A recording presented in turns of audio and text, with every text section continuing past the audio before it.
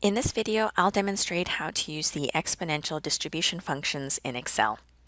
So recall our example problem from the lecture where the time between phone calls to a cable TV service call center follow an exponential distribution with a mean of 1.5 minutes. Now we're going to be asked to solve some different scenarios here using the exponential distribution.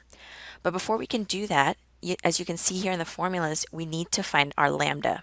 So I have a note here that to find our lambda, if it's not given to you explicitly, lambda is found by taking 1 divided by our mean. The mean is given to us in this story, so I'll go ahead and find my lambda.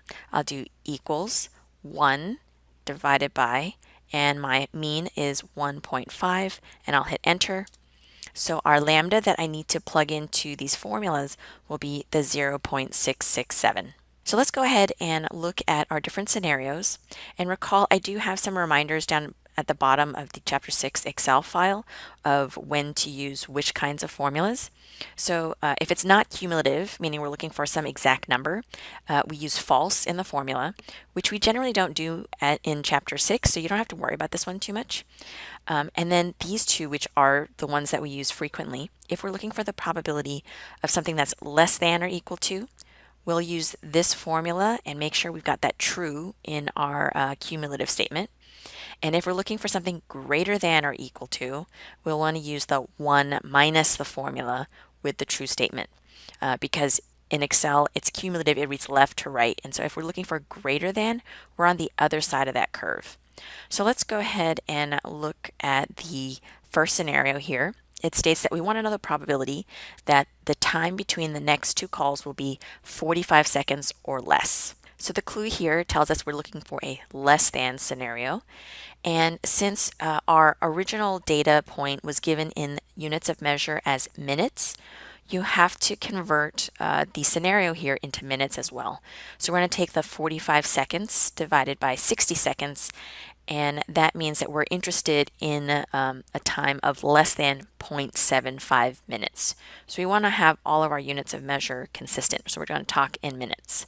So now I can go ahead and use my formula. I'll do equals exponential dot distribution. You can type it or you can just double click on what Excel presents you.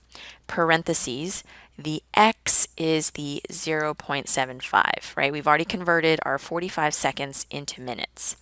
Then I'll do comma, and then I'll type in my lambda, that's the 0.6667, comma, and then we'll type in true because it is cumulative, right?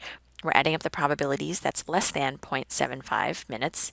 And when I hit enter, it tells me that the probability that the time between the next two calls will be 45 seconds or less is 0.3935. Let's go ahead and look at the next scenario.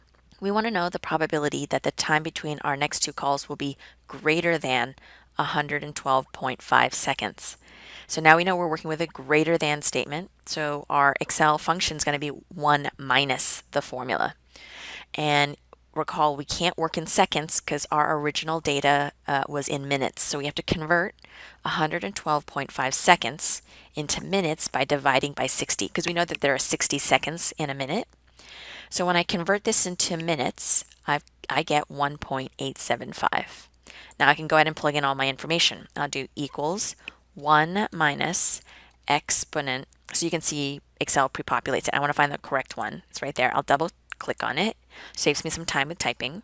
Now my X that I'm trying to solve for is that 1.875 minutes. My lambda is still the same lambda we solved earlier. So that's the 0.6667, comma, and it's true because it's cumulative. And then I'll go ahead and hit enter. So the probability that the time between our next two calls will be greater than 112.5 seconds is 0.2865.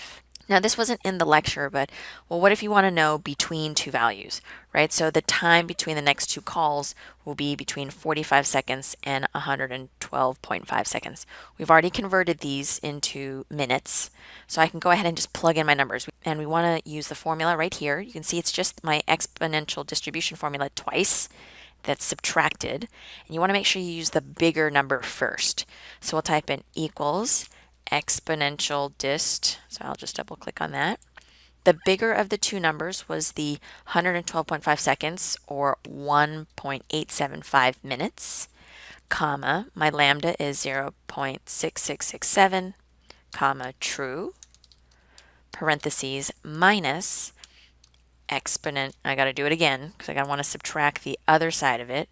My lower one was the 45 seconds or the 0.75 minutes, so I'll do 0.75, comma, our lambda is the 0.6667, comma, true, and close out, hit enter, and we get 0.32. So one more thing I want to note, when you're in these formulas here with the lambda, notice that when I entered my formulas in, I typed in the 0.6667 as my lambda, but you can actually also type it in where you do the 1 divided by the mean, and that might save you a little bit of math. So I'm going to actually go back to this first one right here. And so for instance, if I redo this and I go equals exponential.dist parentheses, my x here was the 0.75, comma, my lambda, instead of typing the 0.6667, I can type in 1 divided by my 1.5, because that's the lambda formula here, 1 over the mean. I can put that in like that, and then do comma true. And when I hit enter, I get the same answer. So you have the choice. You can solve for lambda separately and then plug it into the formulas, or you can just type in the lambda setup within the function, and Excel will know to solve it along with the rest of the function. So if you have any questions, just let me know.